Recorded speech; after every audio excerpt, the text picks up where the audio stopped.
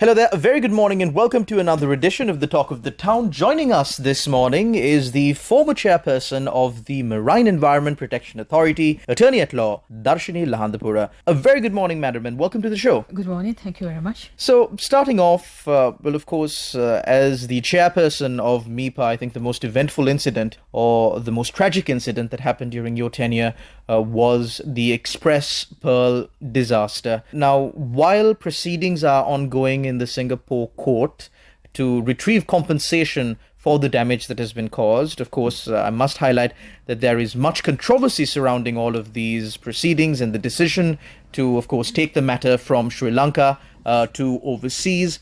But what kind of damage are we looking at to the Sea of Sri Lanka? We had several initial reports that were published, but what is the true situation here? Well, actually, we have published two reports.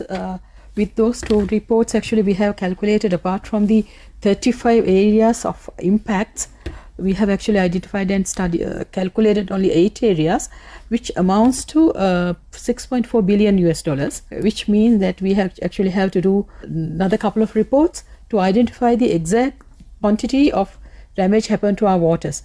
The damage, of course, nearly, if I'm to say, we actually received more than 375 carcasses of turtles and thousands of fish scale and 36 numbers of other marine life, dolphins, and 7 whales. So the damage happened to our waters and coastal areas is huge, and cannot quantify at all, but then we were doing our best to quantify to the best. Mrs. Lahandapura, now we acknowledge the damage that has been caused to the animals, to the marine life. It's sad. How really does this impact the lives of the people living ashore? Initial stage, actually, we observed black fumes. Actually, we observed that it is going from coastal areas to areas towards the inland. Then there was some impact, but then at the moment, it's only the plastic nurdles coming to our shores, which actually impact our fisheries' lives as well as certain extent to our health. This actually to be proved by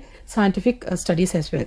Now, Mrs. Lahandapura, recently I think I saw a report where the autopsies that were conducted during the course of this year, many of them had died due to cancer. There was a certain amount. Now, are these plastic nurdles carcinogenic? Well, it is too early to say that. Actually, is to be proved scientifically, yes. So are the relevant authorities looking into this matter at least as to what kind of impact would these plastic nurdles, because these plastic nurdles are dissolving in the water, you can't get rid of it, they're turning into microplastics. Fish are definitely going to eat it, and if you are not even eating fish, there's going to be other animals who would eat this fish, and it'll make its way up the food chain and end up in your belly and in your body eventually. Yes. So are Sri Lankan authorities looking into this to the best of your knowledge? Well, initially when we, as I told you, when we doing this damage assessments, there were 35 areas impacts that we identified.